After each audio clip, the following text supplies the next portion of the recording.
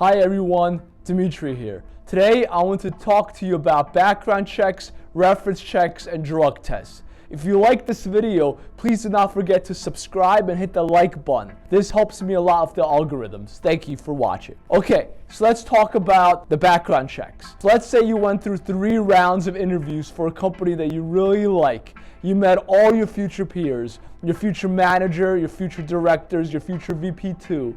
You're excited about this offer you're about to get. However, before you get an offer, the last step most corporate companies do is a background check.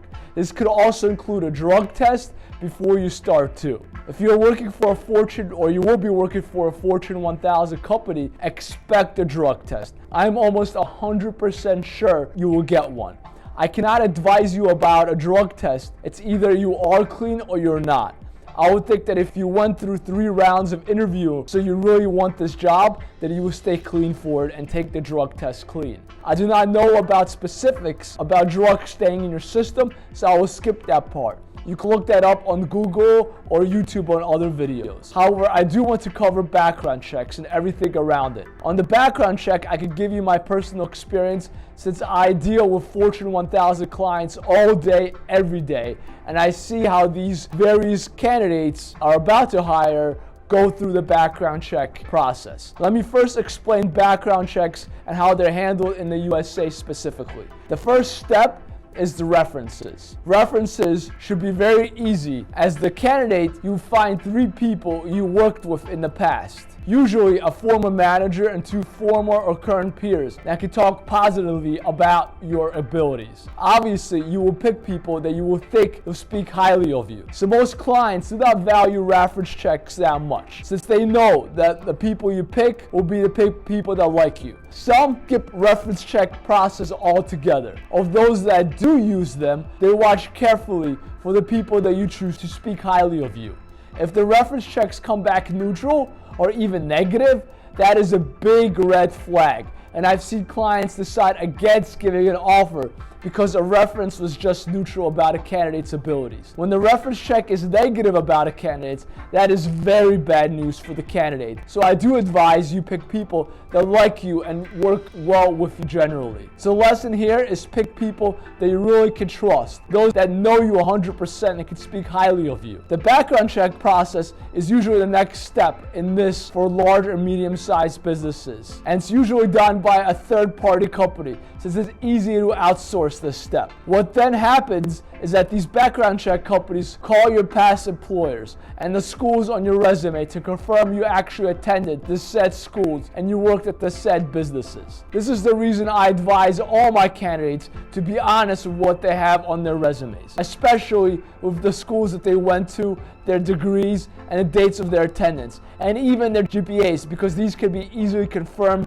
by the background check companies. For the GPAs, the background check company may need a transcript, but dates of attendance and degrees could be easily confirmed by a phone call. There's no reason to lie on these dates. Yes, I have seen candidates get offers rescinded and others to get their offers canceled because they lied about attendance. Maybe people lie so they do not seem that old or that they have a degree when they really do not. As you can see, this is easily checked, so I do not recommend you doing it. Your resume should match what the background check company finds. The next thing that company checks is your work employment history. Specifically the dates of employment and whether you have been employed. Usually they go back to your last 3 employers. My advice is just to put the correct dates. Maybe you want to show you have more experience with a certain skill at a certain company. Trust me, it is not worth to lie about your dates of employment.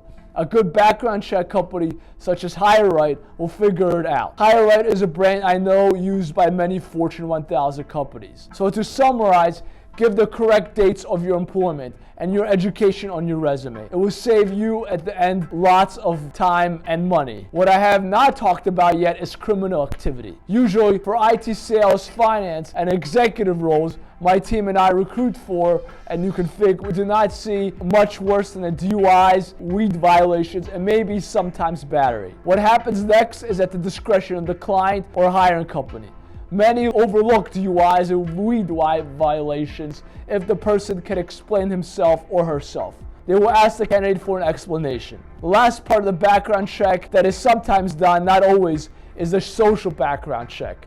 This has nothing to do with your liberal or conservative views. In my experience, usually this involves the client checking that the candidate's public social media account, such as LinkedIn, Facebook, and Instagram, do not have anything on there that is derogatory or explicit that can embarrass their organization. Thus, I advise you take off any explicit photos and derogatory comments and language off your accounts if you want the job. Simple as that. So to recap, we just covered reference checks, educational background checks, employment background checks, criminal background checks, and social media background checks. This seems like a lot, but I want to cover everything that employers can do before they hire you. I also want to add that in the USA, according to the U.S. Equal Employment Opportunities Commission, EOC, if you believe you were rejected employment because of a background check, you could request to receive a copy of it, so at least you know more about what is in the background check that was run on you. I hope that following helped you, and if you have any questions, feel free to reach out to me.